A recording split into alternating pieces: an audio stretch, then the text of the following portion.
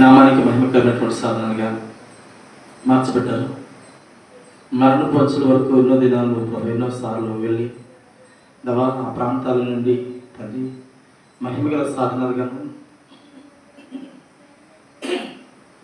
నేను కనపరిచే సాధనాలుగాను తండ్రి మీ సన్నిధిలో బలమైనటువంటి పాత్రలుగాను ఈ పరిచయం చేసేటువంటి గొప్ప సాధనాలుగాను బిడ్డలను వాడుకుంటున్నందుకు వందనాలు, స్తోత్రాలు తండ్రి. ఇదిగో ప్రభా గడిచినటువంటి సంవత్సరంలో ప్రభా మీ దయా కనికరము కాపుదల భద్రత దీవెన తోడుగా వచ్చి నాయన నిబడిన ప్రభా ఒక నూతన సంవత్సరం దయా కిరీటంగా ఇచ్చి అలంకరిస్తున్నందుకు వందనాలు, స్తోత్రాలు ప్రభా. ఇదిగో ప్రభా ఈ సమయంలో ప్రభా మీ నామ మహిమ కొరకు మీ మందిరంలో మహిమ కొరకు ప్రభా తన యొక్క నన్ను గుర్తులు చెప్పి ధనాన్ని నన్ను విప్పి నాన్న మందిరంలో ప్రభా వస్తువులను ప్రభా కొన్నింటిని తండ్రి పరిచర్య కొరకు తండ్రి కొనిన్నాడు నాయన జ్ఞాపకం చేసుకోండి తండ్రి. నీ సదలో గుప్పులు విప్పువాడు ప్రభా నాయన తండ్రి గొప్ప ఆశీర్వాదాలు పొందుకునేలాగా నిండారుగా దీవించే దేవుడు నాయన. ఆకాశవాక్యం విప్పి పట్టజాలంత విస్తారము విధేయులతో నీ పరలోక మహిమేశ్వరంలో సమస్తము సమృద్ధిగా అనుగ్రహించి మేలు చేయండి ఆయన. వారి కుటుంబాన్ని తల్లిదండ్రులను ఇచ్చినటువంటి తమ్ముడును దీవెనికరంగాను ఆశీర్వాదకరంగాను ఫలభరితంగా వాడుకోండి. ఈ మహిమ మేఘం వారి మీద నిలిచిన తోడుగా ఉంచండి. సహాయం చేయి ప్రభా, కనికరించిన ఈ సమయమందు ప్రభా మీ మహిమ మేఘం తండ్రి సియోనుల నుండి ప్రభా నీ దాసునిపై ఉదయింపబడి మీ దాసుని కుటుంబం ఆశీర్వదింపబడుతున్నట్టుగా రెండారుగా దీవించి మేలు చేయండి. కృప కలిగినటువంటి యేసుక్రీస్తు నామమున పేరిట ప్రార్థిస్తున్నాం పరమ తండ్రి.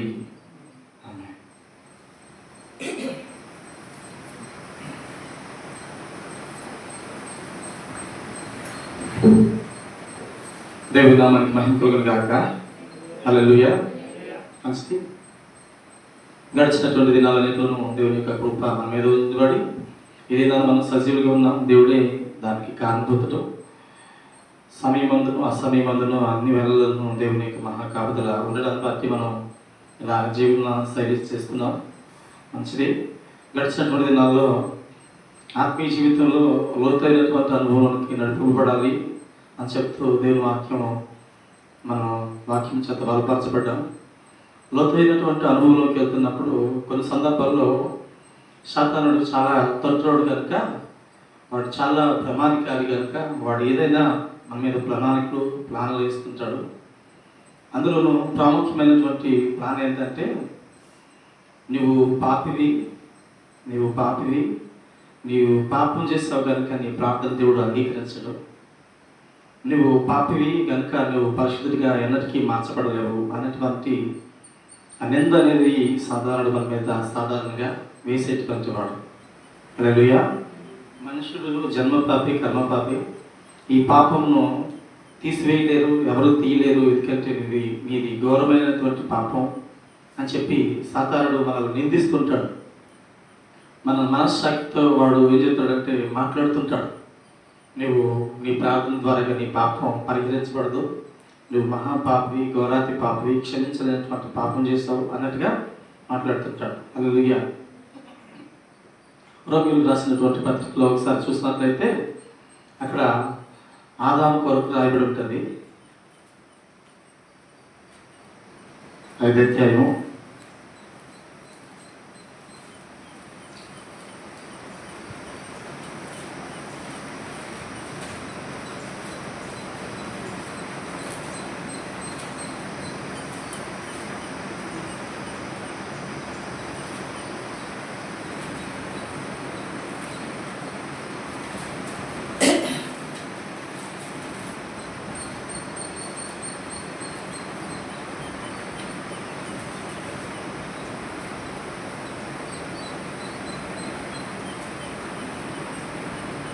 12వ వచనం చదువుతామా సరే. ఇట్లుండగా ఒక మనుషుని ద్వారా పాపము ద్వారా మరణమును లోకంలోనికి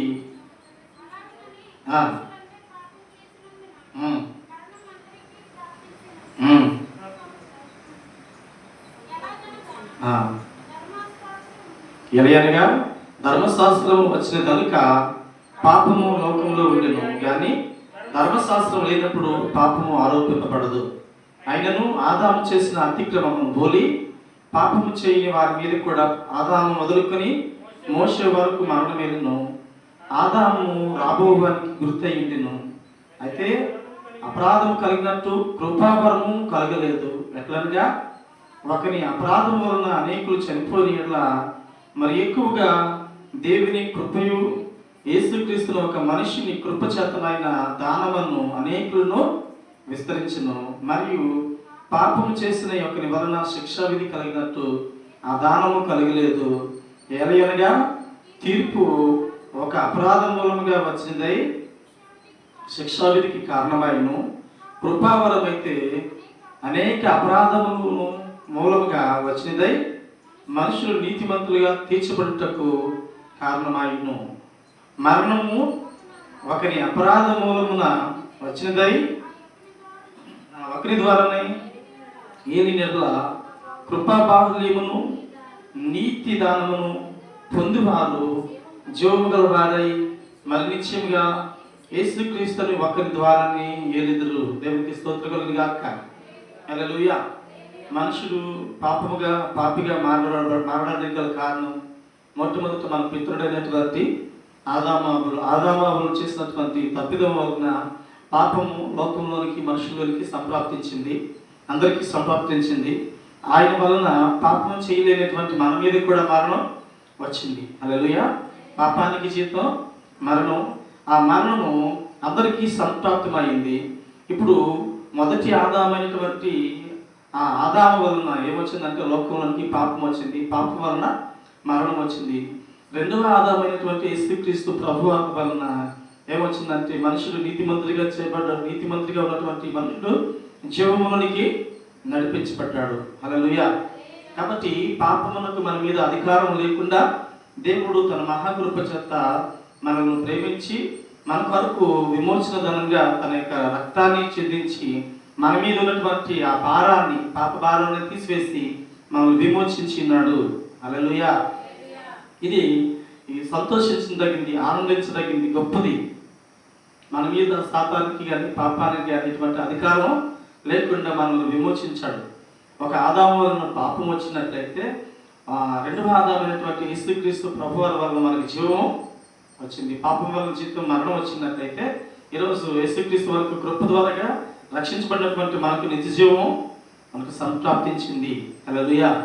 ఎందుకు ఈ మాటలు మనం ధ్యానిస్తున్నామంటే ఈ మధ్యలో పాస్టర్ గారు కొడుకున్నాడు. ఆయన చాలా దినాల నుంచి సఫర్ అవుతున్నటువంటి సందర్భం ఏంటంటే నేను పాపని అని చెప్తూ ఏడుస్తూ ఉన్నాడు. ఎంతమంది వచ్చి వాక్యం చెప్పినా కానీ వాక్యం చెప్పినప్పుడు నెమ్మదిపరచబడుతున్నాడు. తర్వాత తన హృదయం నుంచి కన్నీళ్లు ఆటోమేటిక్గా వస్తున్నాయి. ఈయనకి ఏదైనా ప్రాబ్లం ఉందేమో, ఈయనకి ఏంటి ప్రాబ్లం అని చెప్పేసి కొంతమంది డాక్టర్లు ఉంటారు కదా, సైకాలజిస్ట్ దగ్గర తీసుకెళ్తున్నారు. కానీ ఆయనకి బలమైనటువంటి విషయం ఏంటంటే నమ్మాలి, దేవుడిని నమ్మాలి. ఏంటి నమ్మాలంటే దేవుడు నా కొరకు ఆయన ఈ భూమి మీదకి వచ్చి నా కొరకు తన రక్తాన్ని చిందించి ప్రాణం పెట్టాడు. నా మీద ఉన్నటువంటి పాపమంతటిని తీసివేశాడు. ఆయన నన్ను పరిశుద్ధునిగా చేశాడు అనేటువంటి ఆ నమ్మకం, నిరీక్షణ, ఆ సంపూర్ణమైనటువంటి నమ్మకం రావాలి. వచ్చినటువంటి అనుభవంలోకి వచ్చినప్పుడు ఆయన సమాధానం పరచబడతాడు. హల్లెలూయా. ఒకసారి మనం కంపారిజన్ చేసినట్లయితే ఇస్కరియోతు యూదాను చూద్దాం. ఆ సేమ్ టైంలో పేతురు గారిని చూద్దాం. పేతురు గారిని చూసినప్పుడు పేతురు గారు కూడా కొడుకుకి ముందు ముమ్మారు అబద్ధం ఆడుతావు అని చెప్పాడు. ఆయన ఏం చేశాడు? పాపం చేశాడు. హల్లెలూయా. కొడుకుకి ముందు నేను నా ప్రాణం పోయినా నేను అబద్ధం ఆడను, నేను నిన్ను నీ కోసం నేను చనిపోవడానికైనా సిద్ధమే అని చెప్పినటువంటి పేతురు గారు యేసు ప్రభు ఎవడో తెలియదు అని చెప్తూ ముమ్మారు కొడుకుకి ముందు ముమ్మారు అబద్ధాలు ఆడుతూ యేసు ప్రభువాన్ని నిందిస్తూ యేసు ప్రభువాన్ని తప్పిస్తున్నటువంటి అనుభవం ఉంది కదా. అంటే పేతురు గారు పాపం చేశారంటారు లేదండి కదా, పాపమే. అయితే కోడి కూసిన తర్వాత ఆయనకి మారు మనసు వచ్చింది. అయ్యో, నేను సర్వోన్నతమైనటువంటి దేవుడిని, నా తుష్టమైనటువంటి తృణప్రాయమైనటువంటి నా ప్రాణాల కొరకు నా సర్వోన్నతమైన దేవుడిని నేను తృణీకరించాను, అబద్ధమాడాను అని చెప్పి కోడి కూసినప్పుడు ప్రభువారి వైపు కనులెత్తి చూసినప్పుడు అప్పుడు ఏడుపు వచ్చింది, మారు మనసు వచ్చింది, పశ్చాత్తాపడి మారు మనసు పొందినటువంటి పేతురు గారు పరిచయం చేసినప్పుడు మొట్టమొదటిగా మాట్లాడుతున్నప్పుడు 5,000 మంది, తర్వాత 4,000 మంది, తర్వాత 7,000 మంది, రకరకాల వేల కొద్ది మంది రక్షణ పొందడానికి కారణమయ్యాడు. అర్థమవుతుందండి? పేతురు గారు తన పాపమును విడిచిపెట్టి పాపము నుండి మారుమనసు పొంది పశ్చాత్తాపం పడిన తర్వాత పేతురు గారు యేసుక్రీస్తు ప్రభు వారి యొక్క బోధలాగా మాట్లాడుతూ, యేసు ప్రభు వారి యొక్క స్వరంలాగా మాట్లాడుతూ, యేసు ప్రభు యొక్క ప్రతి విషయాలను చెప్తున్నప్పుడు అనేకులు రక్షణ పొందుకున్నారు, అనేకులు మారుమనసు పొందుకున్నారు. పేతురు గారు నిలబడితే చాలు అక్కడ పరిశుద్ధాత్మ దింపబడేది. పేతురు గారు నీడ తగిలితే చాలు రోగులు స్వస్థపరచబడేవారు. పేతురు గారు వస్త్రాలు తగిలితే చాలు, నడికట్టు తగిలితే చాలు రోగులు స్వస్థపరచబడేవారు. పేతురు గారు ఒకప్పుడు పాపే, ఇప్పుడు మారు మనసు పొందిన తర్వాత పేతురు గారి యొక్క స్వభావం మారిన తర్వాత, యేసు ప్రభు వారి యొక్క స్వరూపులోకి మార్చబడిన తర్వాత పేతురు గారికి ఏమయ్యారంటే పరిశుద్ధునిగా మార్చబడ్డాడు, క్రీస్తు యొక్క స్వరూపులోకి మార్చబడ్డాడు. హల్లెలూయా. ఆ సేమ్ టైంలో ఇస్కరియోతు యూదాను చూసినప్పుడు, ఇస్కరియోతు యూదా ధనాస్పరుడుగా ఉన్నాడు.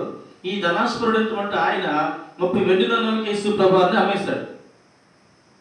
అమ్మేసిన తర్వాత ఈ అమ్మేసినటువంటి ఇస్కరియోతు యూదా ఏమంటాడంటే, యేసు ప్రభు వారి యొక్క ఈ మరణదండన శిక్షను చూసిన తర్వాత ఇస్కరియోతు యూదాకు మారు మనసు వచ్చింది. అయ్యో, ఆ నీతిమంతుడిని, ఆ పరిశుద్ధుడిని నేను ధనానికి ఆశపడి అమ్మేసుకున్నానే, అయ్యో అమ్మేశాను, దౌర్భాగ్యుని, అయ్యో అని చెప్తూ తనను తాను నిందించుకుంటూ పశ్చాత్తాపడ్డాడు. పశ్చాత్తాపడినటువంటి ఆయన వెంటనే తను ఏదైతే డబ్బులకు అమ్ముడుపోయాడో, ఏ డబ్బుకైతే అమ్మేశాడో ఆ డబ్బును తీసుకుని వచ్చి మళ్ళీ ఆ యాజకుల దగ్గరికి వచ్చి తీసుకుని అప్పగిస్తుంటాడు. అయ్యా, ఆ నీతిమంతుని యొక్క అదోషం మా మీద ఉండకుండా ఇగో నేను ఈ డబ్బును తీసేసుకోండి అని చెప్పి వెండి రోకలు ఇస్తే నాకు దీనికి ఎటువంటి సంబంధం లేదు అని చెప్పేసి వాళ్ళు అంటుంటారు. అప్పుడు ఆ ఇస్కరియోతు యూదా ఏం చేస్తాడంటే ఆ ధనాన్ని అక్కడే విధులు పెట్టేసి మన వడల్ని చాలా పశ్చాత్తాపడతాడు, చాలా కుంగిపోతాడు, చాలా మారుమనసు పొందుతాడు. కానీ నా పాపం క్షమించలేనంత ఘోరమైంది అని చెప్పి అనుకొని ఉరేసుకొని చనిపోయాడు. హల్లెలూయా, హల్లెలూయా, హల్లెలూయా. పేతురు గారు చేసింది పాపమే, కానీ ఈ ఇస్కరియోతు యూదా చేసింది కూడా పాపమే. కానీ పేతురు గారు చేసినటువంటి పాపం పశ్చాత్తాపడ్డాడు, మారుమనసు పొందాడు, దేవునికి తనను తాను అప్పగించుకున్నాడు. దాన్ని బట్టి పేతురు గారి యొక్క జీవితం ఆశీర్వాదకరంగా మార్చబడింది. ఈ ఇస్కరియోతు యూదా తనను తాను మార్చుకున్నాడు, పశ్చాత్తాపడ్డాడు, మారుమనసు పొందాడు, కానీ తనను తాను జీవించుకోలేకపోయాడు. ఇప్పుడు ఆ పాస్ గారి కొడుకు చెప్తున్నాను కదా, చాలా దినాల నుంచి ఏడుస్తున్నాడు, కానీ ఇప్పటికీ ఆ ఫీలింగ్తో బాధపడుతూనే ఉన్నాడు. ఇస్కరియోతు యూదా కంటే మనం ఘోరమైన తప్పు చేయలేదు అని చెప్పి దేవుడే మనల్ని అపరాధం, దోషం, పాపం చేసినటువంటి మనల్ని విడిపింపజేశాడు అని సంగతి సంపూర్ణంగా నమ్మాలి. హల్లెలూయా. పేతురు గారు ఒకసారి నేను పాపాత్ముడు ప్రభు, నన్ను వెళ్ళిపో ప్రభు అంటాడు. కారణం ఏంటంటే లోతైన అనుభవంలోకి నడిపించిన తర్వాత, విస్తారమైన చేపలు పట్టిన తర్వాత, అయ్యో ప్రభు నేను పాపిని అని చెప్పేసి ఆ యొక్క పేతురు గారు చెప్తుంటాడు. యేసు ప్రభు వెళ్ళిపోయిన తర్వాత పేతురు గారు తను ఏం చేయాలో తెలియక మళ్ళీ చేపలు వేటకు దిగిపోయి వెళ్ళిపోతుంటాడు తనతో పాటు, తన స్నేహితులతో పాటు. అంటే పేతురు గారు పలుమార్లు తప్పుదములు చేసినా కానీ దేవుడు నిలబెట్టినప్పుడు దేవుడి కొరకు నిలబడి తన యొక్క మారుమనసు పొంది పశ్చాత్తాపడి దేవుని కొరకు తనను తాను అప్పగించుకున్నాడు. అప్పగించుకోవడాన్ని బట్టి దేవుడు ఫలభరితమైనటువంటి సాధనగా వాడుకున్నాడు. హల్లెలూయా. ఈరోజు దినాన దేవునికి పడినటువంటి మనం కూడా పాపమును బట్టి ఎంత మాత్రం బాధపడకుండా, పాపమును క్షమించిన యేసయ్య నన్ను క్షమించాడు కనుక నా గత పాపము చేసినటువంటి ప్రతి పాపము క్షమించబడింది, నేను ఇక పరిశుద్ధుడిని, నా పరిశుద్ధమైన జీవితం నా దేవుడితో జీవించాలి అనేటువంటి తీర్మానంతో మనం నడిచేవారుగా ఉండాలి. అప్పుడప్పుడు వచ్చి సాతానుడు ఏం చేస్తాడంటే నిందిస్తాడట. హల్లెలూయా. నిందిస్తుంటాడట, మనము చాలా నువ్వు పనికిరావు, నువ్వు ఇలాంటివి, నువ్వు అలాంటివి, నీ మనసు మంచిది కాదు, నీ బుద్ధి మంచిది కాదు అని చెప్తుంటాడట. అయినా కానీ నా దేవుడు, లోకంలో ఉన్నటువంటి ఆ సాతాను కంటే నాలో ఉన్నటువంటి దేవుడు గొప్పవాడు, నా పాపము కంటే నా దేవుని యొక్క శక్తి గొప్పది అని నమ్మాలంట. హల్లెలూయా, హల్లెలూయా. అక్కడ మనం చూసినట్లయితే సొంకిరి పరిచయం కోసం మాట్లాడతాం. అక్కడ సొంకిరి అనేటువంటి వాడు ఈ పరిచయుడు అనేటువంటి వాడు మంచిగా ప్రార్థన చేస్తుంటాడు. ఎక్కడైతే ఈ లోకస్వార్త పొందామా ఒకసారి 18వ అధ్యాయం.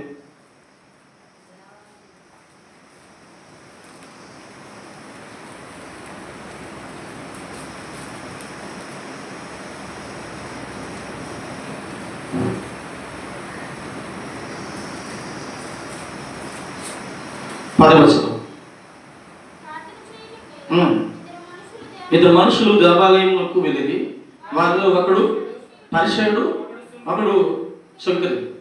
పరిచయుడు నిలబడి, దేవా, నేను చోరులను, అన్యాయస్తులైనా, వ్యభిచారులైనా, ఇతర మనుషుల వలనైనను ఈ శంకరి వలనైనను ఎండునందుకు నీకు కృతజ్ఞతాస్తుతులు చెల్లించుచున్నాను. 2 మార్లు ఉపవాసం చేయించు నా సంపాదన అంతట్లో 10వ వంతు చెల్లించుచున్నానని తనలో తాను ప్రార్థించుచుండును. హల్లెలూయా. శంకరి పరిచయుడు చేస్తున్నటువంటి ప్రార్థనలో అతిశయం ఉంది. పరిచయుడు చేసినటువంటి ప్రార్థనలో అతిశయం ఉంది. పరిచయుడు తనను ఇతరులతో పోల్చుకున్నటువంటి అనుభవం చూసినప్పుడు వారికంటే నేను చాలా బెటర్గా ఉన్నాను అనుకుంటున్నాడు.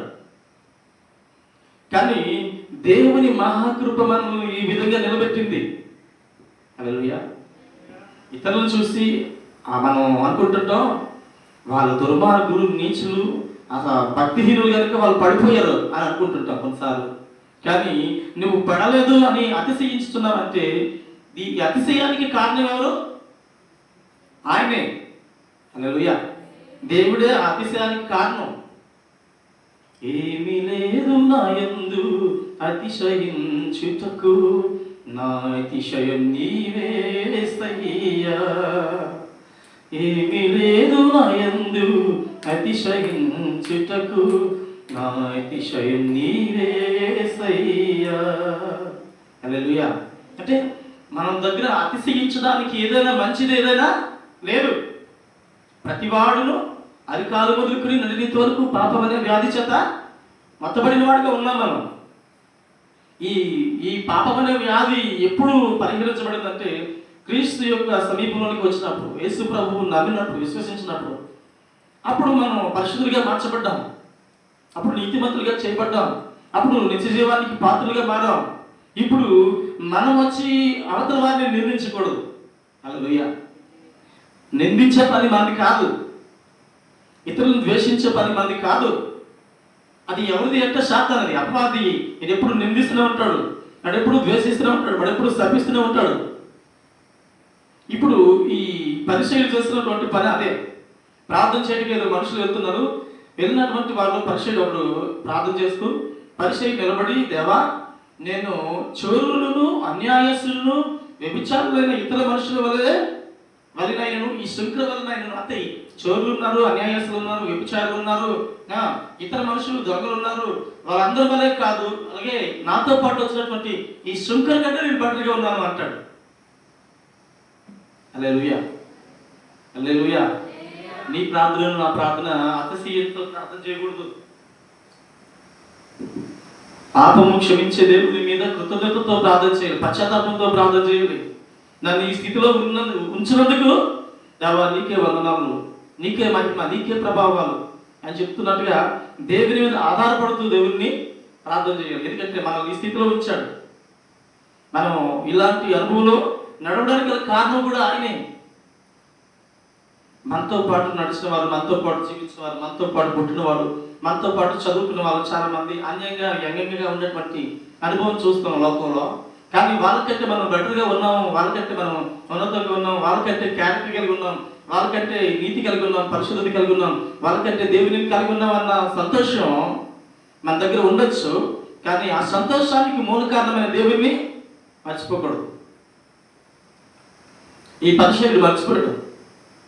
దేవునితో పెరిగిలాడుతున్నాడు, దేవునితో మాట్లాడుతున్నట్టుగా ఏమంటాడంటే, ఇలాంటి వాళ్ళ వల్లే నేను ఉండలేదు, నీకు కృతజ్ఞతాస్తుతులు చెల్లించుచున్నాను, నీకు కృతజ్ఞతాస్తుతులు చెల్లించుచున్నాను. వారములకు 2 మార్లు ఉపవాసం చేయించు నా సంపాదన అంతట్లో 10వ వంతు చెల్లించుచున్నాను. తనలో తాను ప్రార్థించుచుంటున్నాను. హల్లెలూయా. తనలో తాను అతిశయంగా గర్వంగా ప్రార్థన చేసుకుంటున్నాడు గొప్పగా. నేను అలాగలేని ప్రభా, ఇలాగలేని ప్రభా అని. కానీ ఈ శంకరు ఏం ప్రార్థన చేస్తున్నాడట?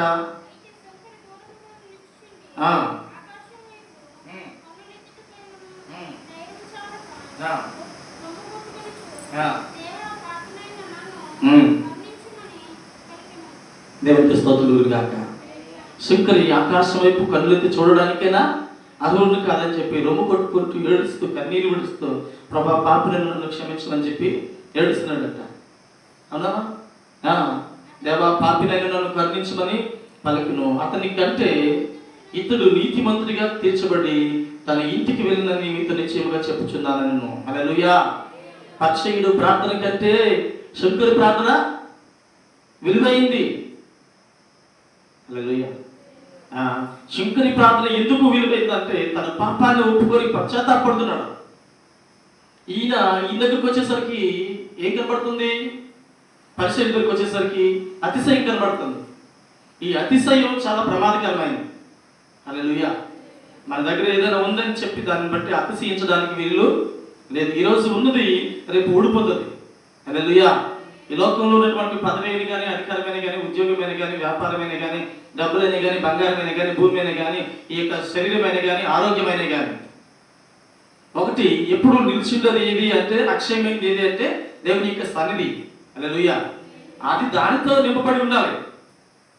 ఈరోజు మాట్లాడుతున్నట్టుగా యాకోబు అన్ని విధాలుగా ఆశీర్వదింపబడ్డాడు, అన్ని విధాలుగా దీవించబడ్డాడు. పొలములో ఇది గొర్రెలు ఉన్నాయి, ఒంటులు ఉన్నాయి, గొర్రెలు ఉన్నాయి, మేకలు ఉన్నాయి, పశువులు ఉన్నాయి, అన్నీ ఉన్నాయి. పనివారు ఉన్నారు, దాసులు ఉన్నారు, దాసులందరూ ఉన్నారు, భార్యలు ఉన్నారు, పిల్లలు ఉన్నారు, విస్తారమైనటువంటి పిల్లలు ఉన్నారు. కానీ ఎప్పుడెక్కడ దగ్గరికి వచ్చి ఎందుకు ప్రార్థన చేస్తున్నాడు? ఎందుకు ఆశీర్వాదం కావాలంటున్నాడు? ఎలాంటి ఆశీర్వాదం కావాలంటున్నాడు?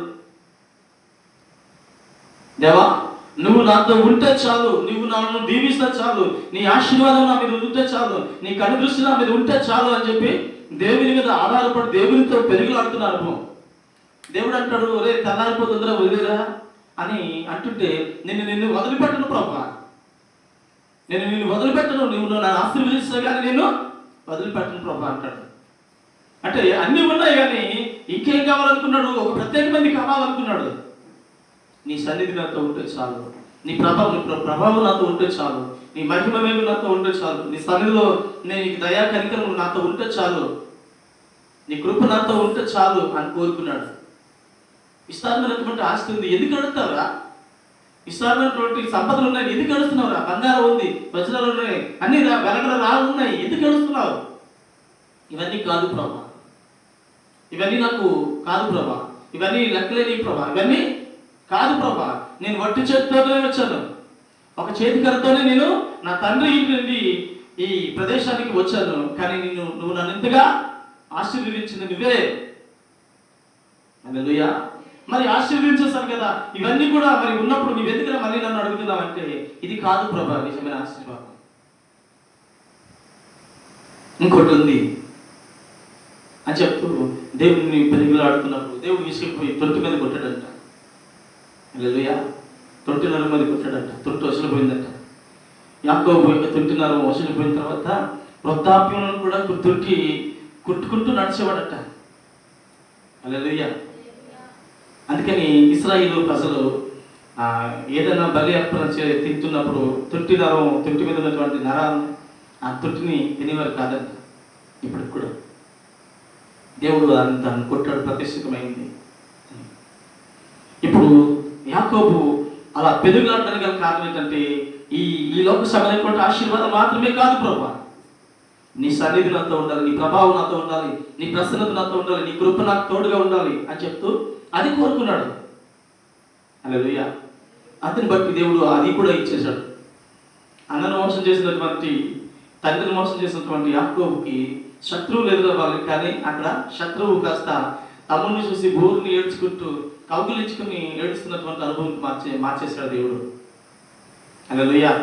ఇక్కడ ఈ పరిచయం చూస్తే పరిచయుడు అతిశయంతో ప్రార్థన చేస్తున్నాడు, శంకరము ఏడ్చుకొని ప్రార్థన చేస్తూ రొమ్ములు బాదుకుంటున్నాడు. అయ్యో నీ తట్టు చూడడానికి అర్హుడు కాదు. ఈ పరిచయుడు ప్రార్థన కంటే శంకర ప్రార్థన ఎక్కువ దేవుడు ఇష్టపడ్డాడు.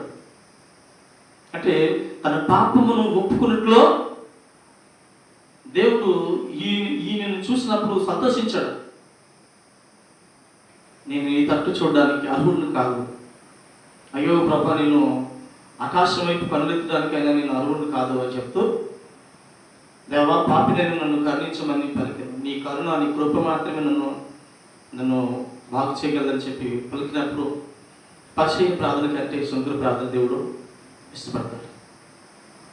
ఈరోజు దీనన్న మనం పాపం క్షమించబడిన వారికి ఉండిన కానీ దేవుని ఎదుట ఇంకనూ పశ్చాత్తాపం కలిగి మనం మారుమనసు పొంది ఇంకనూ దేవుని గణపరిచే వారిగా ఉండాలి. యాకోబు అన్ని విధాలుగా ఆశీర్వదింపబడిన కానీ ఇంకొక ఆశీర్వాదం కొరకు ఎలాగైతే ఆశపడుతున్నాడో, నేను ఇంకొక ఆశీర్వాదం కొరకు, ఇంకొక మెట్టు కొరకు, ఇంకొక లోతైన అనుభవం కొరకు, ఇంకొక ఎదుగుతున్నటువంటి ఎదుగుదల కొరకు మనం నడిచేవారిగా ఉండాలి. హల్లెలూయా, హల్లెలూయా. కాబట్టి ఇక్కడ ఉన్నటువంటి ప్రార్థన, సౌకర్య ప్రార్థన అంగీకరించబడింది. ఇప్పుడు ఒకసారి చూద్దాం ఎఫెసీ గ్రంథం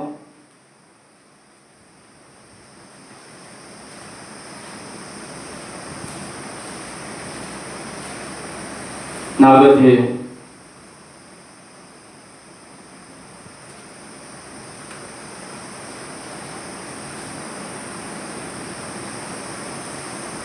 30వ వచనం చదువుదామా?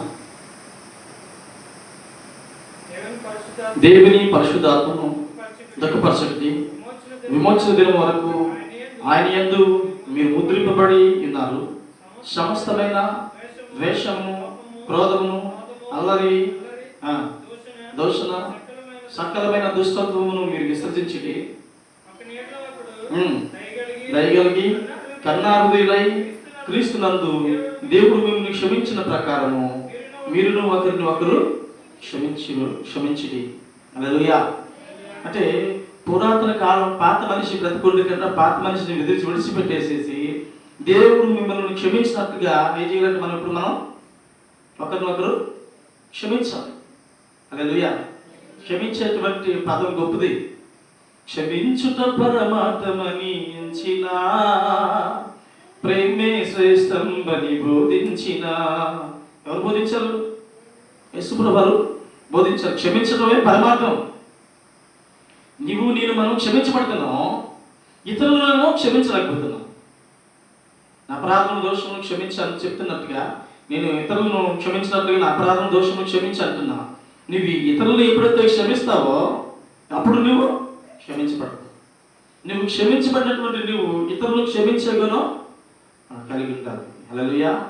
దేవుడు మనల్ని క్షమించాడు కనుక ఇతరులు మనం క్షమించేవారుగా ఉండాలి. అది ఎలాంటి క్షమాపణ అంటే, తన భర్తను చంపేసినటువంటి వారిని కూడా క్షమించగలిగినటువంటి గ్రహణ్ సేన్ భార్యలాగా, పగడాల ప్రవీణ్ కుమార్ గారి యొక్క భార్యలాగా, ఈరోజు మనకి హాని చేసే వారిని కూడా, ప్రాణాలు తీసేవారిని కూడా క్షమించగలిగినటువంటి ఆ క్షమాపణ గుణం, క్షమించే గుణం మనం కలిగి ఉండాలి. హల్లెలూయా. ఎందుకు అంటే నేను మనం క్రీస్తు యొక్క స్వరూపంలోనికి మార్చబడ్డాం. క్రీస్తు మనల్ని క్షమించినట్లుగా మనం ఇతరులను క్షమించే వారిగా ఉండాలి. అందులో వచ్చి మళ్ళీ నేను క్షమించలేనటువంటి ఘోరం పాపం చేస్తావు అని చెప్పినట్టుగా మనం భీష్మించుకుని ఉండకూడదు. ఆయన చెప్పాడు క్షమించమని. నువ్వేం చేయాలి? సరెండర్ అయిపోవాలంతే. యేసుప్రభువు దేవుడు మాట్లాడుతూ అననీయతో మాట్లాడతాడు. అననీయ, నువ్వు వెళ్ళి తినబడినటువంటి వీధులకు వెళ్ళి తారసపడినటువంటి సౌలు అక్కడ ఉన్నాడు, వాడు గుడ్డివాడిగా మార్చబడ్డాడు, వాడి కోసం వెళ్ళి ప్రార్థన చెయ్యి, నువ్వు ప్రార్థన చేస్తే వాడు కన్నులు తెరవబడతాయి అంటే ఈ అననీయ అంటాడు, ప్రభా, ఆ తారసపడినటువంటి సౌలు ప్రమాదకరమైనటువంటి హానికరుడు, దుష్టకుడు, నరహంతకుడు, సంఘ విద్వేషకుడు, సంఘాన్ని గలిబిలి చేశాడు, కలవరం చేశాడు, జైల్లో సరసాలు వేసేసాడు. అలాంటి వాడు కళ్ళు పోతే మంచిదే కదా, నేను వాడి కోసం ప్రార్థన చేయి ప్రభా అంటే, నువ్వు ప్రార్థన చేయి అంటాడు. మనసు చంపుకునేది అంతే కదా, మనసు చంపుకునేది. దేవుడు చెప్పాడు కాబట్టి ఆయన చెప్పిన మాట ఇది నిరంతరం చేయకూడదు అనుకుని వెళ్ళి, సహోదరుడా, నీవు ఇప్పుడు దృష్టి పొందు అని ప్రార్థన చేస్తున్నప్పుడు వెంటనే కన్నుల నుంచి పొరవ రాలిపోయి దృష్టి పొందుకుంటాడు సౌలు గారు. హల్లెలూయా. ఆ ప్రార్థన తర్వాత సౌలు గారు కాస్త ఏమైపోయారట, పౌలు గారు మార్చబడ్డారు. హల్లెలూయా. ఆ పౌలు గారు ఎలాంటి అనుభవంలోకి వెళ్ళారంటే, హానికరుడు, దూషకుడు, నరహంతకుడు అయినటువంటి ఆ సౌలు గారు ఇప్పుడు నేను క్రీస్తుని పోలి నడుచుకుంటున్నాను, మీరు నన్ను పోలి నడుచుకున్నారు స్టేట్మెంట్. ఎవరు ఇవ్వలేనటువంటి స్టేట్మెంట్ అది. నేను క్రీస్తుని పోలి నడుచుకుంటున్నాను, మీరు వచ్చి నన్ను పోలి నడుచుకోండి. అంటే ఆ స్టేట్మెంట్ ఎంత గొప్పదో, దానికి ఎన్ని గట్స్ ఉండాలో. నేను పాపులు ప్రధానుని అంటాడు. అంటే నేను మీ అందరికంటే ఎక్కువ పాపిని నేనే, కానీ దేవుడు నన్ను క్షమించాడు, దేవుడు నన్ను విడిపించాడు, దేవుడు నన్ను తన కృప చేత ఇప్పుడు క్రీస్తు యొక్క స్వరూపంలోకి మార్చేశాడు. హల్లెలూయా.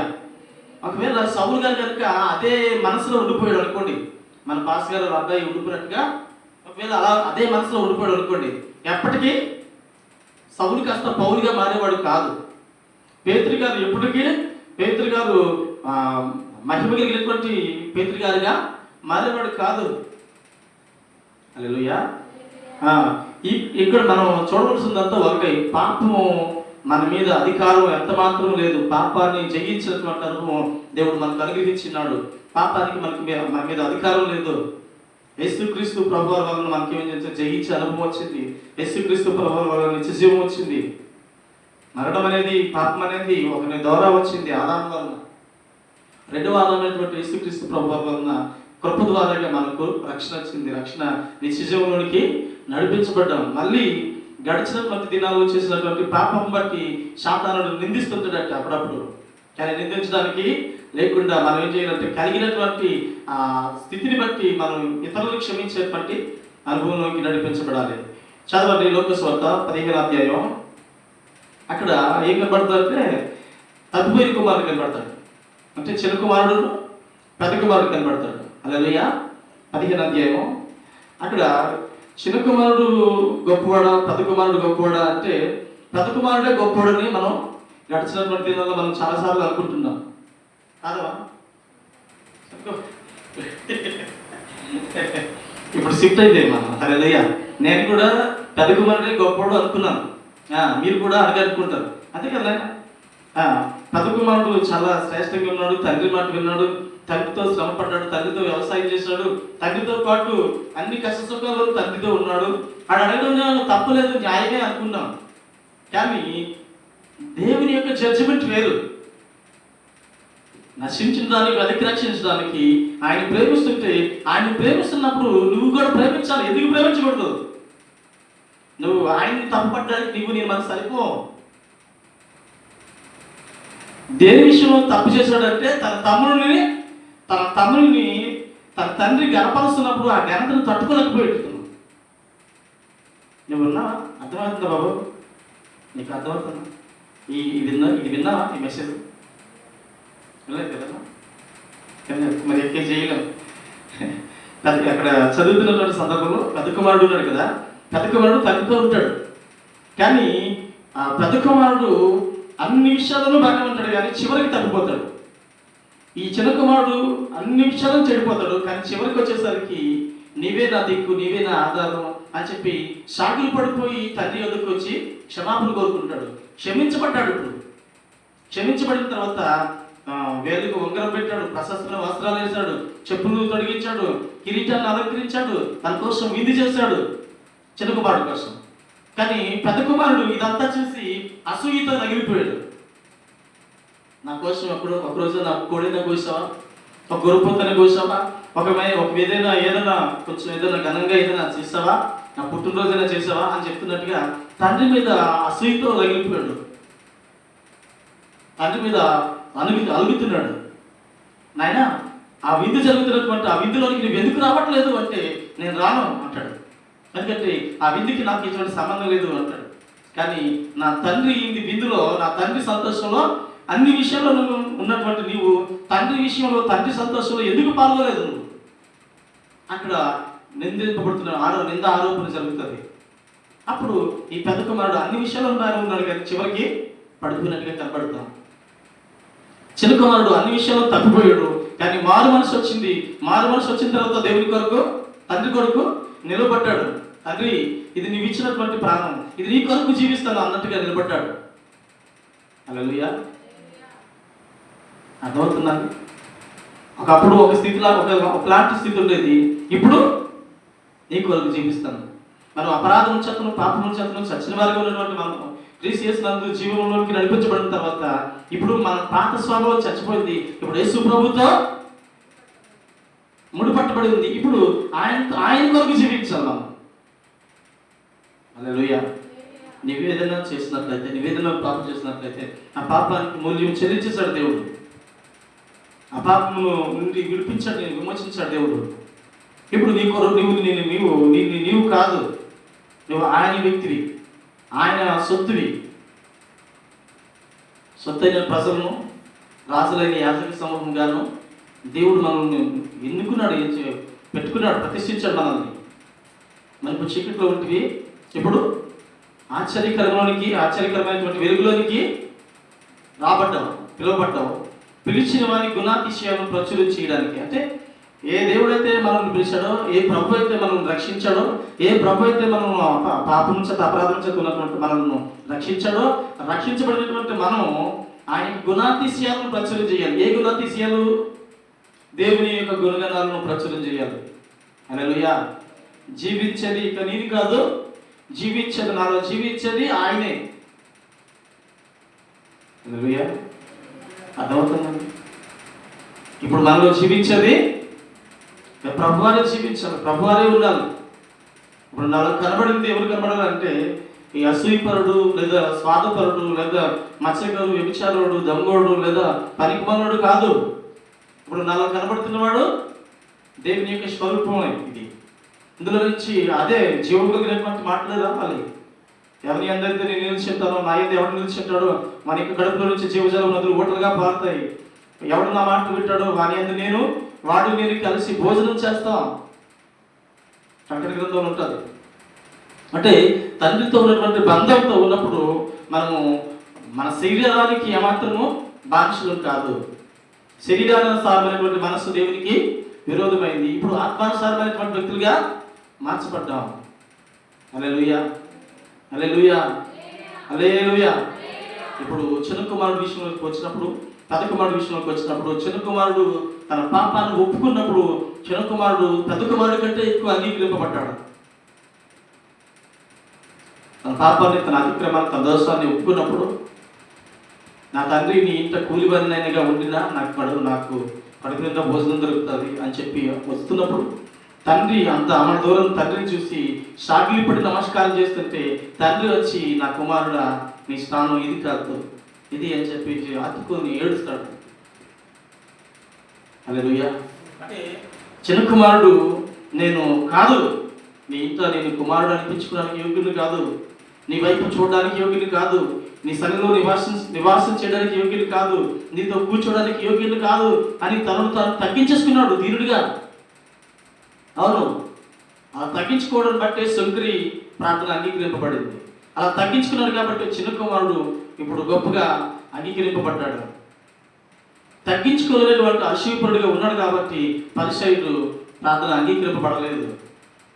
తగ్గించుకోకుండా ఉండడాన్ని బట్టే ఎవరు ఇక్కడ ఉన్నటువంటి పెద్ద కుమారుడు అసూయపరుడుగా ఉండిపోయాడు, విందుకు రాలేదు. తండ్రి వెళ్ళి తీసుకొస్తూ ఆ విందులోకి రా అని చెప్పి ప్రేమించి తీసుకొస్తున్నాడు.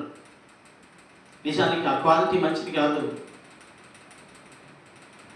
మంచి పాలు ఉన్నాయనుకోండి, ఆ పాలలో కొంచెం తోడు చుక్కలు వేస్తే ఏమైపోతుంది, పాలన్నీ పెరిగిపోతాయి, లేదా తోడైపోతాయి, అంటే పెరిగైపోతుంది.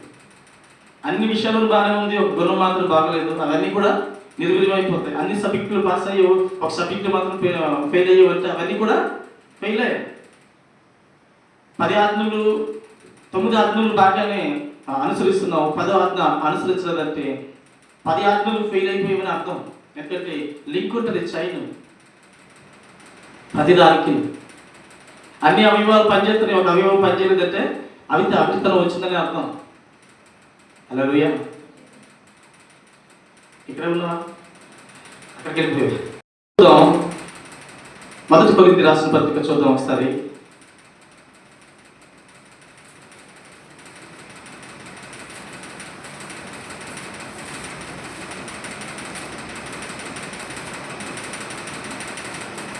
ఒకటి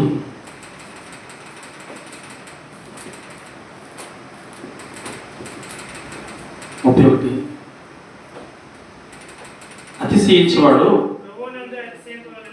ప్రభువునందే అతిశయింపవలెను అని వ్రాయబడినది. దేవుని మూలంగా ఆయనకు మనకు జ్ఞానమును, నీతి, పరిశుద్ధతయు, విమోచనమాయను. హల్లెలూయా. అతిశయించువాడు దేనిని బట్టి అతిశయించాలట? ఆయనను బట్టే, ప్రభువుని బట్టి అతిశయించాలి. నీ దగ్గర ఏదైనా ఉంది అని సంతోషపడుతున్నావు అంటే దేనిని బట్టి అంటే ఆయన్ని బట్టే. నాకున్నవన్నీయు నీవిచ్చినవేనయ్యా, నేనేమైనా ప్రభువా నిన్ను స్తుతిస్తాను. నాకేమున్నా ప్రభువా నీకు అర్పిస్తాను. నేనేమైనా ప్రభువా నాకేమున్నా ప్రభువా నేనేమై ఉన్నాను.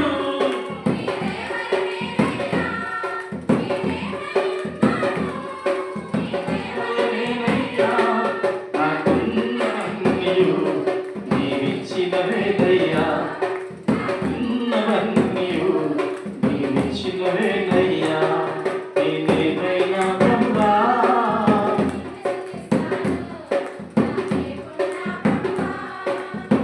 కల్పిస్తాను. లేక లేక వృద్ధాప్యమందు ఏకైక కుమారుని ఇచ్చింది నీవే. లేక లేక ఏకైక కుమారుని ఇచ్చింది నీవే. ఇచ్చిన నీవు అది కోరగా, ఇచ్చిన నీవు ఇచ్చి నీవు అర్పించగా. హల్లెలూయా. నేనేమైనా ప్రభువా నాకేమున్నా ప్రభువా హల్లెలూయా. ఏదైతే ఉందో అది నీకే. అది నేనేమై ఉన్నానో అది నీ దైవల్ని. ఏంటట? అతిశయించేవాడు ప్రభువునందే అతిశయించాలి. ప్రభువునందు ఆనందించడి, మరలా చెప్పదును ఆనందించడి, ఎల్లప్పుడూ ప్రభువునందు ఆనందించడి. మీ సహనమును సకల జనులకి తెలియపరచబడి అంటే ప్రతి దినము దేవుని యందు ఆనందించాలి. హల్లెలూయా. దేవుని యందు అతిశయించాలి. మన అతిశయం ఆయనే. అతిశయించేవాడు ప్రభువునందు అతిశయించాలి. నిన్ను కలిగి ఉండడాన్ని బట్టి నేను దీనిని జయించగలిగాను ప్రభా. నీవు నన్ను ప్రేమించడాన్ని బట్టి దీనిని జయించగలిగాను ప్రభా. నీ మహాకృప బట్టి నేను నీకు ఇష్టడిగా మార్చబడ్డాను. లోకానికి దూరంగాను నీకు సమీపస్తుడిగా మార్చబడ్డాను. హల్లెలూయా. లోకాన్ని ప్రేమించేవాడు దేవుణ్ణి ప్రేమించడు. దేవుణ్ణి ప్రేమించేవాడు లోకాన్ని ప్రేమించడు. మనం దేవుణ్ణి ప్రేమించేవాము అని అనుకుంటున్నప్పుడు లోకంలో ఉన్నటువంటి వాటి అవి వచ్చి మనల్ని నేను ఎంత అందంగా ఉంటానో తెలుసా, నేను ఎంత బాగుంటానో తెలుసా, నేను చాలా చాలా చాలా సంతోషాన్ని ఇవ్వగలను తెలుసా అని చెప్పేసి ఊరించినట్టుగా మాట్లాడుతుందట. హల్లెలూయా. లోకం చాలా మన కన్నులకి ఇంపుగా అనిపిస్తుంది. మనం మాట్లాడుకున్నట్టుగా సొదొమ గొమొర్రా పట్టణాలు చూసినప్పుడట యెహోవా తోటలాగా అనిపించిందట. ఎవరికి అమ్మా?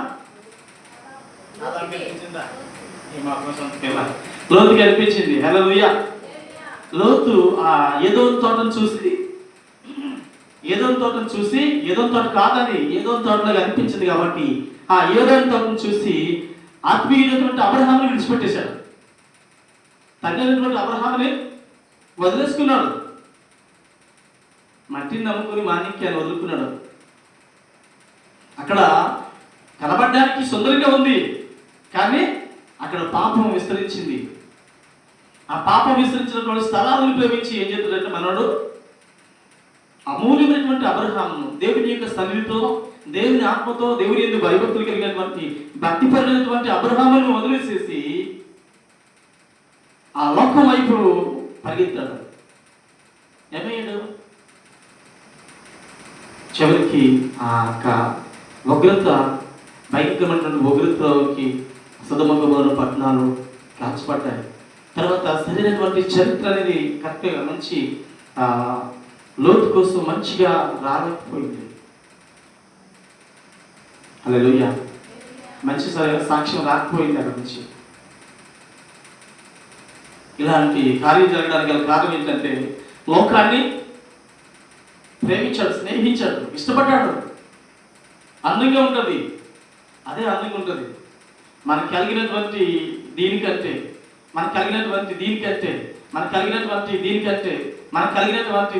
అంటే శరీరం కంటే అంటే ఇతరుల్ని ఇతరుల దగ్గర ఉన్నది చాలా గొప్పది అనుకుంటుంటారు. ఇతరుల యొక్క వాళ్ళ దగ్గర ఉన్నటువంటి నగలు గొప్పవి, వాళ్ళ దగ్గర ఉన్నటువంటి బళ్ళు గొప్ప, వాళ్ళ దగ్గర ఉన్నటువంటి ఆస్తులు గొప్ప, వాళ్ళ దగ్గర ఉన్నటువంటి అన్ని గొప్పవి అనుకుంటుంటారు. ఆ గొప్పతనాన్ని ఆశించి ఏం చేస్తారంటే పడిపోతుంటారు. హల్లెలూయా, హల్లెలూయా. కార్లు ఉన్నవాళ్ళందరూ కొన్నిసార్లు అనుకుంటాం వాళ్ళకి ఏంటి, వాళ్ళ ఆయన కారు మీద తిప్పుతున్నాడు, కారులో తిరుగుతున్నారు, వాళ్ళకి మంచి కారు ఉంది అనుకుంటుంటాం. అనుకుంటుంటాడు ఈ కారు నేను కొన్నాను కానీ ఈ ఈఎంఐ కట్టకపోతే మధ్యలో ఒక 4 లక్షలు కట్టిన తర్వాత ఈ కారు పట్టుకెళ్ళిపోతే నా పరువు ఏమైపోతుందో, నా మర్యాద ఏమైపోతుందో, నా బంధువులు ఏమనుకుంటారు, నా చుట్టాలు ఏమనుకుంటారు, మా అత్తవారు ఏమనుకుంటారు, నా పిల్లలు ఏమనుకుంటారు అనేటువంటి ఆ యాతన, నరక యాతన చాలా గొప్పది. హల్లెలూయా. మనకు అలాంటి ఏ యాతన లేదు, కానీ వాడికి ఉంటుంది. దాన్ని కాపాడుకోవడం కోసం నా పరువు ఎక్కడుంది, గాలిలో ఉంది. ఎందుకంటే దాన్ని కాపాడుకున్నానా నాకు గౌరవం ఉంటుంది, మర్యాద ఉంటుంది, కారులో వెళ్తే విలువ ఉంటుంది. అప్పటి వరకు జనరల్గా చూస్తున్నాడు, కారులో దిగగానే గొప్పగా నన్ను ప్రేమిస్తుంటాడు. కారు వచ్చింది, కారులో దిగగానే నన్ను గౌరవిస్తాడు, ప్రేమిస్తాడు. కానీ ఇప్పుడు ఆ కారు ఫైనాన్స్ వాడు కరెక్ట్గా పట్టుకెళ్ళిపోయాడు అంటే నాకు ఏ గౌరవం ఉంటుంది? నీకేందిగా అంత పడాయి ఇదేది తాగుబోతుడికి ఎన్నిలో తాగుబోతుడికి అతనికి పిల్లలు అన్నట్టుగా నువ్వు ఎందుకురా అలాంటి పాటలు పడ్డావు? ఫ్రంట్ ఏమో పర్సనాలిటీ, బ్యాక్ మున్సిపాలిటీ పెట్టుకుని ఎందుకురా అలాంటివి, ఎందుకురా పదువు తక్కువ పనులు. ఒకవేళ మా అమ్మగారితో అయితే ఇంకా వదిలిపెట్టదు, ఆ మాటలు కులేసుకుని చచ్చిపోవాలి. హల్లెలూయా. అంతే కదండి, అలా అంటారు. దానికోసం వాడు అలా ఎన్నో పాటలు పడుతుంటాడు. మనం అనుకుంటాం అది కనబడుతుందల్లా చాలా సౌందర్యంగా ఉందనుకుంటుంటాం, కానీ దగ్గరికి వెళ్ళి చూస్తే కానీ దాని యొక్క చిక్కులు మనకు తెలియవు.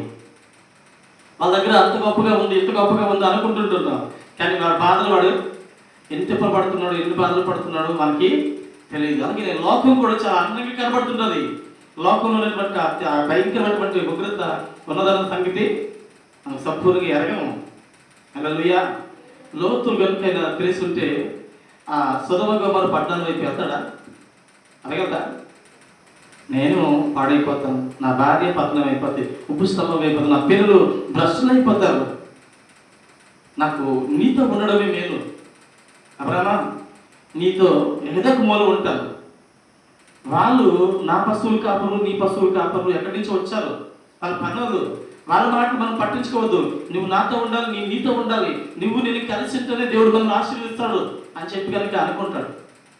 ఒకవేళ ఇలాంటి పట్టణం ఇది ప్రమాదకరమైంది అని తెలుసుకుంటే ఆయన తెలుసుకోలేకపోయాడు. కాబట్టి సొదొమ గొమొర్రా పట్టణాలు ఏదో తోటలాగా ఉందని అటువైపు వెళ్ళిపోయాడు. ఈరోజు దేవుని వాక్యం మనతో సూటిగా మాట్లాడుతుంది. లోకం ప్రమాదకరమైంది, లోకాసులు ప్రమాదకరమైనవి, శరీరాసులు ప్రమాదకరమైనవి, జీవపడవం ప్రమాదకరమైనవి. వీటి వైపు వెళ్ళొద్దు. వాటి వైపు వెళ్ళినోడు భ్రష్టులుగా మార్చబడ్డారు, వాటి వైపు వెళ్ళినోడు పడిపోయారు. హల్లెలూయా. అటువైపు వెళ్ళిన అందరూ పడిపోయారు. కాబట్టి పడిపోకుండా నేను నిలబెట్టినటువంటి దేవుని యందు అతిశయించాలి. నీవు నిలబడి ఉన్నావు అని అనుకుంటే తాను నిలబడి ఉన్నానని తలంచేవాడు పడిపోకుండా ఉన్నట్లుగా జాగ్రత్తగా చూసుకోవాలట. ఇచ్చినటువంటి ఆ స్థితిని కాపాడుకోవాలి. హల్లెలూయా. మనకున్నటువంటి నమ్మకత్వాన్ని కాపాడుకోవాలి, పరిశుద్ధతని కాపాడుకోవాలి, క్యారెక్టర్ని కాపాడాలి, ప్రార్థన జీవితం కాపాడుకోవాలి, దేవుడితో ఉన్నటువంటి ఆ బంధాన్ని కాపాడుకోవాలి, దేవుడితో ఉన్నటువంటి ఆ అనుబంధాన్ని మనం కాపాడుకుండాలి. హల్లెలూయా. అలాగే కాపాడుకోవడానికి కోసం అహర్నిశలు ప్రయాసపడుతుండాలి. కొన్నింటిని మనం వద్దనుకోవాలి. మోషే ఐగుప్తు రాజ్యానికి అని వద్దనుకున్నాడు. నా దేవుని ప్రజలతో శ్రమపడడం మేలు అనుకున్నాడు. ఐగుప్తు రాజుగా ఉన్నటికంటే నా దేవుని ప్రజలతో శ్రమపడటం మేలు అనుకున్నాడు. కానీ అంతకంటే గొప్ప స్థితిని మోషేకి దేవుడు ఇవ్వడం ఆపేలేదు. అతికంటే గొప్పది. ఐగుప్తు దేశానికే మోషేని చూసినప్పుడు దేవుళ్ళని చూసేవాడు. మోషే ఏం చెప్తే అది జరిగేది. ఈ క్షణమే వర్షం పడుతుందని అన్నాం అనుకోండి, దబదబ పడిపోతుంది అనుకోండి. ఈ క్షణమే ఆ వర్షంలో నుంచి కప్పలు వస్తాయి అని అనుకోండి, గబగబా కప్పలు వచ్చేసాయి అనుకోండి. ఈ క్షణమే ఇదిగో ఈ కర్రలన్నీ పావులుగా మార్చబడ్డాయి అని అన్నాను అనుకోండి, అవన్నీ పావులుగా మార్చబడ్డాయి అనుకోండి. ఇప్పుడు నన్ను ఏమంటారు? మంత్రులు అంటారా, దేవుడు అంటారా? వచ్చిన ఉంటావు అని చెప్పి నిజంగా ఆయన మాటే శాస్త్రం. దేవుడు చెప్పాడు, మోషే నువ్వు వెళ్ళి బండతో మాట్లాడితే మోషే వెళ్ళి బండతో మాట్లాడకుండా బండను కొట్టేస్తాడు. అయినా కానీ దేవుడు మోషేని గనపరిచాడు. మోషేమో మాట్లాడాలి బండతో, కానీ వెళ్ళి బండను కొట్టేస్తాడు. అయినా కానీ మోషేని ఎంత గౌరవించాడంటే బండను కొట్టినా కానీ మోషే యొక్క కోరికను తీర్చాడు. అంటే మోషేకి ఇచ్చినటువంటి ఇంపార్టెంట్ ఎంత గొప్పది. మోషే రాత్రి నుంచి జీవనాదిని నీళ్లను రప్పించినట్టుగాను, ఎర్ర సముద్రాన్ని 2 పాయలు చేస్తున్నట్టుగాను, ఆ తర్వాత 40 సంవత్సరాల పాటు మన్నానిచ్చి పోషిస్తున్నట్టుగాను చూస్తున్నట్లయితే మోషే కొరకు ఏం మాట్లాడుకుంటారు జనాలు? గొప్ప భాగ్యవతుడు, గొప్ప దేవుడిగా మాట్లాడుకుంటారు. అందుకని మోషే సమాధి ఎక్కడ ఉందో తెలియదండి ఇప్పటికీ ఎవరికి. ఒకవేళ తెలిసి ఉంటే దాన్ని గుడి కట్టేసేసి మోషే దేవుడు అని చెప్తారట. కాబట్టి దేవుడు దాన్ని మరుగుపరిచాడు. హల్లెలూయా. అద్భుతాలను చేయించేది ఆయనే, ఆశ్చర్యకార్యాలు చేయించేది ఆయనే, నిలబెట్టుకునేది ఆయనే, బలమైనటువంటి కార్యాలు జరిగించేది ఆయనే. ఇప్పుడు నేను ఉన్న స్థితిలో ఉన్నట్టుగా చేసేది ఆయనే. హల్లెలూయా. అందుకని అతిశయించేవాడు ప్రభువునందే అతిశయించాలి. అతిశయించేవాడు ప్రభువునందే అతిశయించవలను అని వ్రాయబడినది నెరవేరినట్లు దేవుని మూలంగా ఆయన మనకు జ్ఞానము, నీతియు, పరిశుద్ధతయు, విమోచనను, దేవుడి సమస్తమును మనకు ఆయనే ఉన్నాడు. కాబట్టి అతిశయించేవాడు మనం ఆయన ఎందుకు అతిశయించాలి. చూద్దాం. ప్రకటన గ్రంథంలో అంటాడట శాతానుడు. ఒకసారి చూడండి, 12వ అధ్యాయం.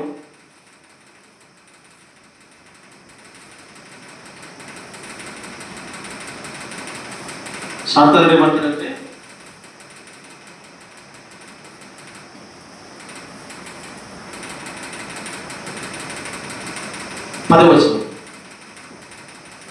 మరియు ఒక గొప్ప స్వరము పరలోకమందు ఇలాగ చెప్పుట వింటిని, రాత్రి పగలు మన దేవుని ఎదుట మన సహోదరుల మీద నేరము మోపువాడైన అపవాది పడద్రోయబడి ఉన్నాడు కనుక ఇప్పుడు రక్షణయు, శక్తియు, రాజ్యములు మన దేవుని వాయును, ఇప్పుడు అధికారము ఆయన క్రీస్తు దాయును బట్టి తమిచ్చిన సాక్ష్యమును బట్టి వారిని జయించినారు కానీ మరణం వరకు తమ ప్రాణములను ప్రేమించిన వారు కాదు. హల్లెలూయా.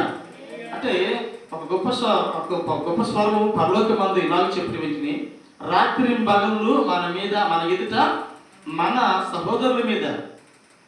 ఇప్పుడు మన సహోదరుల మీద అంటే మన మీద కూడా, హల్లెలూయా, మన మీద నేరారోపణ చేసేవాడు ఎవరట?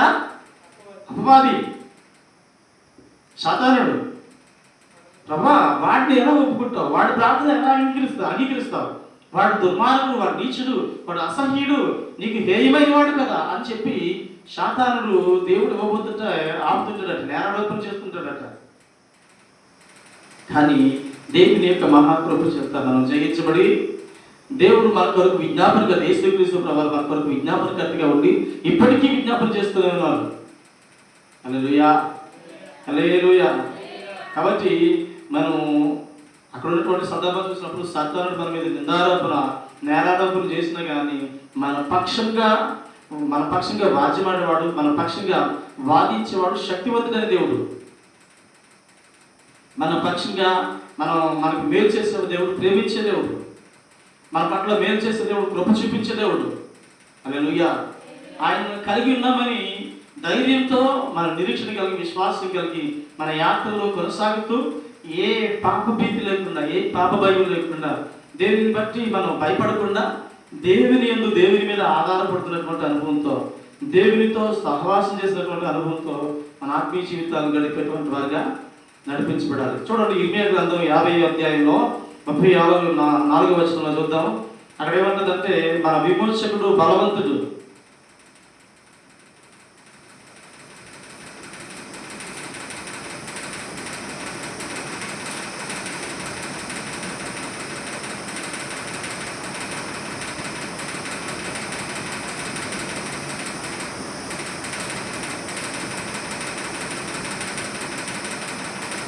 సరే 34 వారి విమోచకుడు 674 పేజీ 34 ఇర్మియా గ్రంథం 50వ అధ్యాయం 34 వారి విమోచకుడు బలవంతుడు సైన్యములకు అధిపతియు యెహోవా అని ఆయన పేరు. భూమికి విశ్రాంతి కలుగు చేయుటకును బబులోను నివాసులకు కలవరపరచుటకును ఆయన బాగుగా వాదించి వారి రాజ్యము కడముట్టించును. హల్లెలూయా. ఏంటట? వారి విమోచకుడు బలవంతుడు. ఇశ్రాయేలు ప్రజలు విమోచించేది ఆయనే. ఈరోజు నన్ను విమోచించేది ఆయనే. ఆయన బలవంతుడు. మనం అనుకుంటాం ఆయన మనల్ని విమోచించాలన్నంతగా ఉన్నామా అన్నట్టుగా ఉంటుంది. ఇస్కరియోతు యూదా అలాగే అనుకుంటాడు, నేను ఇంకా భరించలేనటువంటి తప్పు చేస్తాను, ఘోరమైన తప్పు చేస్తానని. కానీ ఇస్కరియోతు యూదా ఒకవేళ దేవునికి తాను అప్పగించుకుంటే, ఇంకా ఒకవేళ వచ్చి ఉంటే తన యొక్క స్థితి వేరేగా ఉండేది. హల్లెలూయా. తప్పిపోయిన కుమారుడు తను దేవునికి అప్పగించుకున్న తర్వాత మార్చబడ్డారు. తప్పులు చేసేవాళ్ళు లేదని చెప్పలేము, లేదు, తప్పులు చేసేవాళ్ళు చాలా మంది ఉన్నారు. తప్పులు చేసిన తర్వాత దావీదు కూడా దుర్మార్గుడే, దావీదు కూడా ఎన్నోసార్లు బలహీనుడే. దావీదు అంటాడు, నా దేవుని దృష్టికి నేను ఎప్పుడు యథార్థవంతుడై ఉన్నాను అంటాడు. ఎలా ఉండగలను యథార్థవంతుడిగా? బెత్షెబ విషయంలో చేసినటువంటి తప్పు యథార్థవంతుడిగా ఉండలేదు కదా, ఉండలేదు కదా. ఒకవేళ ఉరియా విషయంలో చేసినటువంటి తప్పు ప్రశాంతంగా ఉండగలదా? లేదే. కానీ ఆయన నన్ను పరిశుద్ధుడిగా ఉండనిచ్చింది అంటాడు. కారణం ఏంటంటే దావీదు దేవుడిని నమ్మాడు. హల్లెలూయా. దేవుడు నా ప్రతి పరిస్థితిని నన్ను మార్చగలడు, దేవుడు నన్ను అంగీకరించాడు అని అంటాడు. ఈరోజు నీ నా భక్తి, నీ నా విశ్వాసం, నీ నా ప్రార్థన, నీ నా యథార్థత, పరిశుద్ధత, మన ఆత్మీయ జీవితం పరిపూర్ణంగా దేవుని మీద డిపెండ్ అవ్వాలి. హల్లెలూయా. ఎప్పుడు కూడా నేరారోపణ చేసినటువంటి శాతాన్ యొక్క మాటలు విని దేవుని దగ్గర చల్లారిపోకూడదు. ప్రార్థన జీవితం చల్లారిపోకూడదు, భక్తి జీవితం చల్లారిపోకూడదు, విశ్వాస జీవితం చల్లారిపోకూడదు. దేవుని యందు మనం భయభక్తులు కలిగి ఉండాలి. దేవునితో ఉన్నటువంటి అనుభవం బట్టి నిశ్చయంగా నీవు నీకు ఇంటివారు నీతో ఉన్నవారు దీవించబడతారు. హల్లెలూయా. దేవునితో ఉండడాన్ని బట్టి నీవు దీవించబడతావు, నీతో పాటు నీ ఇంటివారు దీవించబడతారు, నీతో పాటు ఉన్నవారు దీవించబడతారు. అబ్రహాము దేవునితో ఉండడాన్ని బట్టి అబ్రహాము దీవించబడ్డాడు, అబ్రహాముతో ఉన్నవారందరూ దీవించబడ్డాడు. అబ్రహాముతో ఒక రాజు వచ్చి ఒప్పందం చేసుకుంటాడు, అబ్రహామా ఇస్సాకుతో, ఇస్సాక నీవు రానున్న దినాల్లో నీ దేవుడైనటువంటి యెహోవా గొప్పగా నేను విస్తరింపజేయబోతున్నాడు, గొప్పగా ఆశీర్వదింపబోతున్నాడని నేను ఎరుగుదును. అయితే నీవు నాతో ఏం చేయాలంటే ఒప్పందం చేయాలి. నువ్వు పెరిగి గొప్ప స్థితి వచ్చేసిన తర్వాత నువ్వు వచ్చిన జనులైనటువంటి వారిని నువ్వు సంహరించకూడదు, వారిని నాశనం చేయకూడదు. అంటే అప్పటికే ఇస్సాకు యొక్క స్థితి గొప్పగా మారిపోయింది. దేవుడు అంతగా హెచ్చించేశాడు. ఇస్సాకును వద్దనుకుని పంపించినటువంటి జనాంగం వెళ్ళి సమాధానం పడుతున్నారు ఇస్సాకుతో.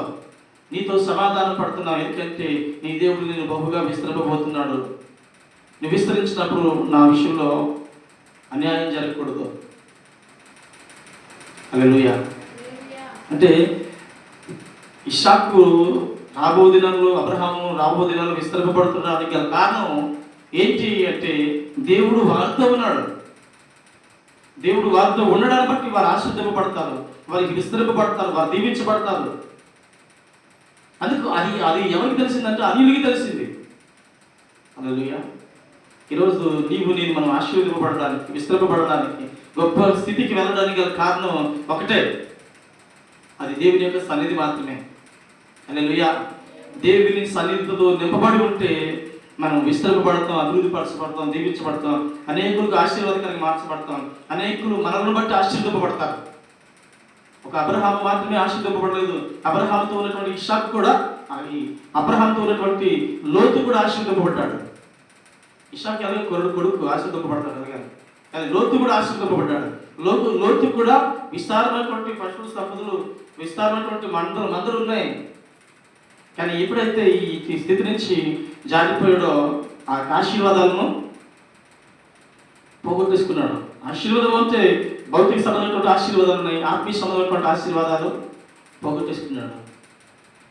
అలాగే నేను మనం దేవుని యందు నిలిచి ఉంటే నేను బట్టి నన్ను బట్టి జనులను ఆశీర్వదిస్తాడు, నేను బట్టి నన్ను బట్టి మన కుటుంబాలను ఆశీర్వదిస్తాడు, మన సంఘాలను ఆశీర్వదిస్తాడు, మన పట్టణాలను ఆశీర్వదిస్తాడు, మన చేతి పనులను ఆశీర్వదిస్తాడు, మనం అడుగుపెట్టు ప్రతి స్థలాన్ని ఆశీర్వదిస్తాడు. హల్లెలూయా. ఆయన మార్గదేవుడు అయి ఉన్నాడు. కనుక పాపము మన మీద ఉందని, నేరారోపణ మన మీద ఉందని, సాతానుడు మన మీద నేరారోపణ చేస్తున్నాడని మనం ఎంత మాత్రం కృంగిపోయి దేవునికి సమీపించేటువంటి అనుభవంలో వెనుకంజ వేయకుండా ఎల్లప్పుడూ దేవుడిని సమీపించే వారిగా ఉండాలి. హల్లెలూయా. ఇలాంటి ఈ స్థితికి మనం నడిపించబడాలి. లోకంలో ఉన్నవానికి అంటే మనలో ఉన్నవాడు గొప్పవాడు. లోకంలో ఉన్నటువంటి పాపము కంటే నాలో ఉన్నటువంటి దేవుని యొక్క శక్తి గొప్పది. నన్ను విమోచించే విమోచకుడు సజీవుడు, నన్ను బలపరిచేవాడు దేవుడు గొప్పవాడు. మనం పరిపూర్ణంగా నమ్మాలి. నన్ను అన్ని విషయాల నుంచి నన్ను పరిశుద్ధులుగా చేయగలిగింది. మా మురికి జీవితాలను ఏం చేశాడు దేవుడు? ముత్యాలుగా మార్చేశాడు. హిమము కంటే తెల్లగా, ఏది మనం పాపములు ఎర్రనివైన హిమము కంటే తెల్లగా మార్చేసేటువంటి అనుభవం ఎవరి దగ్గర ఉంది? దేవుని దగ్గర ఉంది.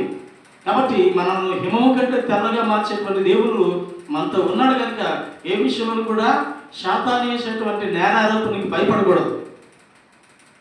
హల్లెలూయా. నేరారోపణకి భయపడకుండా దేవుని యందు మనకు ఇవ్వబడినటువంటి ఆ స్థితిని కాపాడుకుంటూ అతిశయించామంటే దేవుని యందు అతిశయిస్తూ, దేవుని యందు ఆనందిస్తూ, దేవుని యందు మనం సంపూర్ణంగా దినదినము ఫలాభివృద్ధి పొందుతూ, దినదినము లోతైనటువంటి అనుభవానికి వెళ్తూ దేవుని నామాన్ని కనపడతాం. పాపము ఎంత మాత్రం మనిషి మీదకి అధికారం లేదు. మొదటి ఆదాము నుండి పాపం వచ్చింది, పాపం వల్ల చేతులు మరణం వచ్చింది, మరణం అందరికీ సంప్రాప్తమైంది. రెండవ ఆదామైనటువంటి యేసుక్రీస్తు ప్రభువారి వలన నీతి వచ్చింది, నీతిమంతులుగా తీర్చబడ్డాం దేవుని యొక్క మహాకృప ద్వారా. ఇప్పుడు నిత్య జీవంలోనికి నడిపించబడ్డాం. ఈ నిత్య జీవం మనం పొందుకున్నటువంటి నిత్య జీవం అనేకులు పొందుకునేలాగా, అనేకులకు మాదిరికరంగా, దేవునికి మహిమకరంగా నిలబడే పాత్రగా ఉందాం. అటు మహాకృప దేవుడు మన జీవితాల్లో అనుగ్రహించి నడిపించి ఆశీర్వదించిన గాక. ఆమేన్. లేచి నిలబడదాం, ప్రార్థన చేసుకుందాం.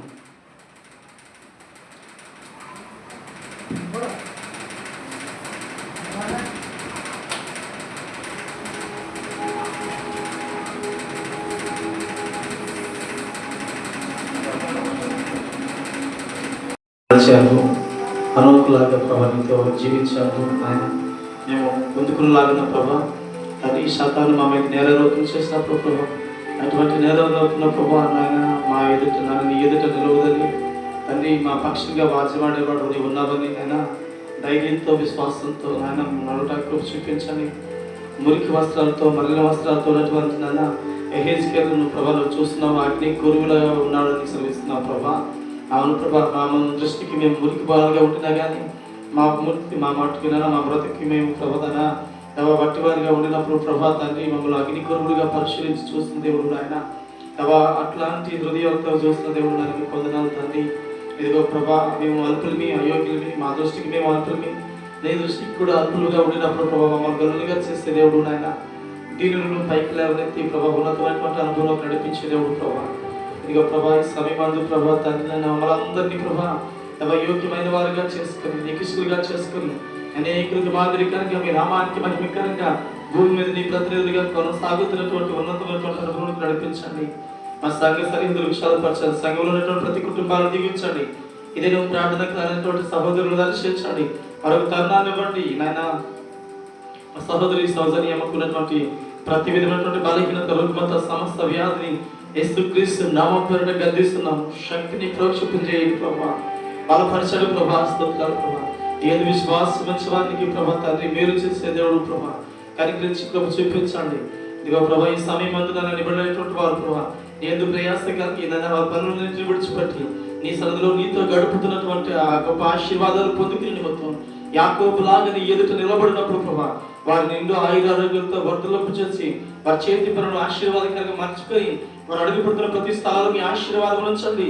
ప్రతి సమయమందును ప్రతి గడియలందును ప్రభా నేను పోలి నడుచుకుంటూ అనేకులకు మాదిరికరంగా ప్రభా నన్న నీకు స్వరూపులకు రూపాంతరపరచినటువంటి అనుభవం ప్రభా నీ బిడ్డలకు అనుగ్రహించండి. నీ బిడ్డలైనటువంటి వారు ప్రయాణమై వెళ్తున్నప్పుడు వస్తున్నప్పుడు వారి రాకపోకలను పనిపాట్లను వారి ప్రతి ప్రయత్నాలన్నింటిలో ప్రభా నీ బలమైన మహిమ మేఘము తోడుగా వచ్చి మేలు చేయాలని స్తోత్రాలు. నీ బిడ్డలైనటువంటి వారు ప్రభా దూర ప్రాంతాల్లో కొంతమంది నివాసం చేస్తున్నారు, ఆయా ప్రాంతాల్లో ఉద్యోగం చేస్తున్నారు, వారందరికీ కూడా దర్శించి దీవించి క్షేమాభివృద్ధి పరచాలని స్తోత్రాలు. నీ నెమ్మది ప్రభా నది వదిలి ప్రవహించలాగిన ఆ నదిలో ప్రవహించే సంతోషాన్ని బట్టి ప్రభా ఆనందించలాగా మమ్మల్ని అందరినీ బలపరచుకోవాలి. కృప కలిగినటువంటి యేసుక్రీస్తు నామం పేరిట ప్రార్థించి అడిగి వేడుకుంటూ ప్రతిపిస్తున్నాం పరమ తండ్రి.